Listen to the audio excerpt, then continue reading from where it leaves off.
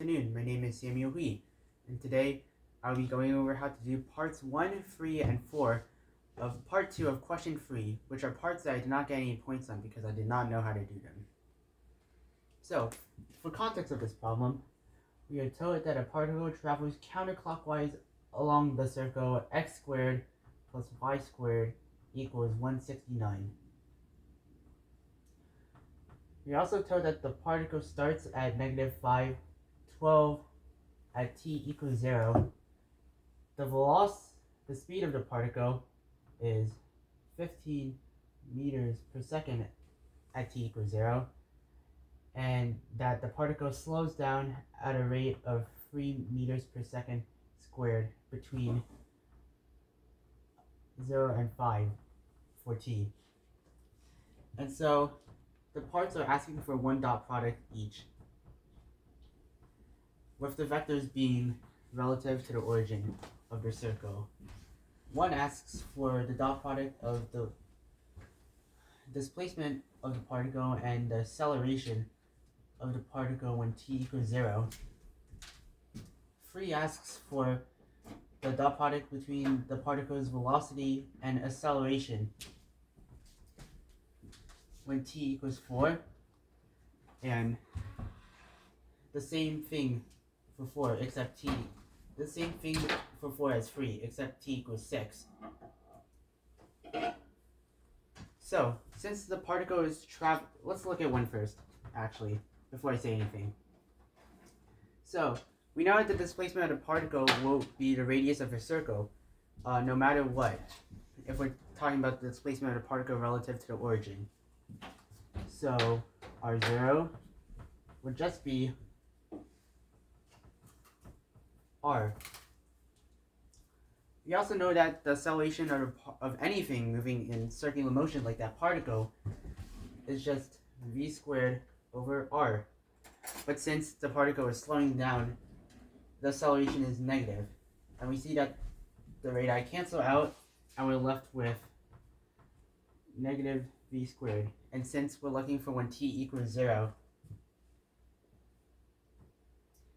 we can say that that's the same as negative v naught squared.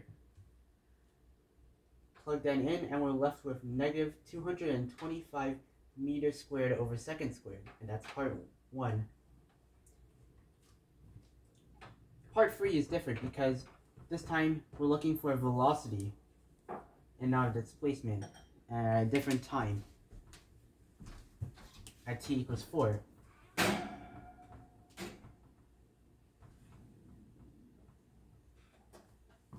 Recall that to find the final velocity, there's a kinematics formula that applies the initial velocity, acceleration, and time of the movement of the object.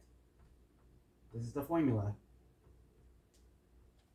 So what I'm basically saying is that the velocity at any time between 0 and 5 is just 15, let me make that look neater,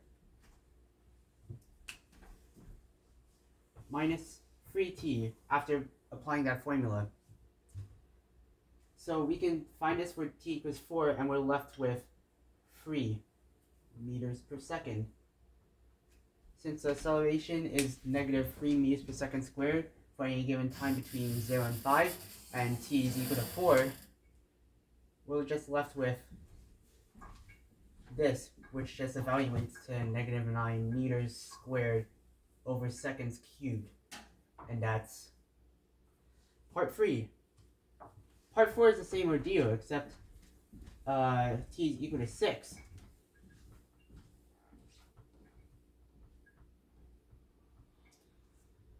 Which is greater than 5. However, the problem also told us that the acceleration of any given t is the same as the acceleration as 10 minus that t.